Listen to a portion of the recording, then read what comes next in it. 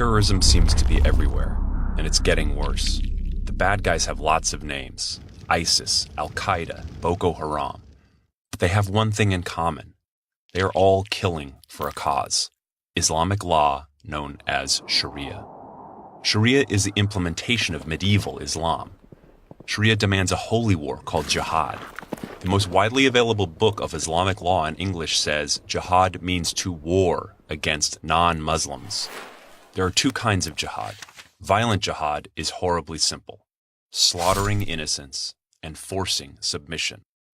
Violent jihadists want to conquer land for their caliphate, essentially an Islamic state where Sharia law is supreme. But there is another kind of jihad. In their explanatory memorandum, the Muslim Brotherhood calls this civilization jihad, saying the Muslim Brotherhood must understand that their work in America is a kind of grand jihad in eliminating and destroying the Western civilization from within and sabotaging its miserable house by their hands and the hands of the believers. Civilization jihad has the same goal as violent jihad: to conquer land for their caliphate. But instead of waging war or staging terror attacks like their brothers in the violent jihad, these civilization jihadists wear suits and ties, and their work is much more subtle. So what do? They file lawsuits for Muslim truck drivers who don't want to drive beer. They convince schools to hold Muslim Day, where the girls wear headscarves and the kids say Muslim prayers.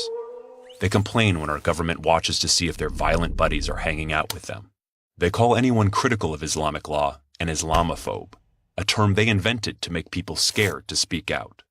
Like the neighbors of the terrorists in San Bernardino, who knew something was wrong, but didn't want to say anything because they'd be accused of profiling. These bad guys have lots of names too: CARE, MSA, ISNA. The Justice Department found that these groups were in fact started by the Muslim Brotherhood. These groups like to say that terrorism has no religion, but only Islam has Sharia and Jihad. Not all Muslims practice Sharia or support it, but an awful lot do. They believe that anyone who insults Islam can be killed. They believe that women are property, that gays should be killed, and that little girls should be mutilated and forced to marry old men they've never met.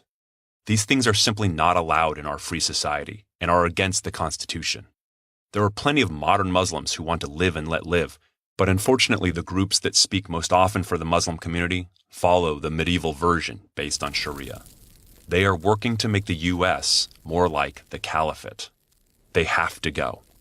Find out more and how you can help at counterjihad.com.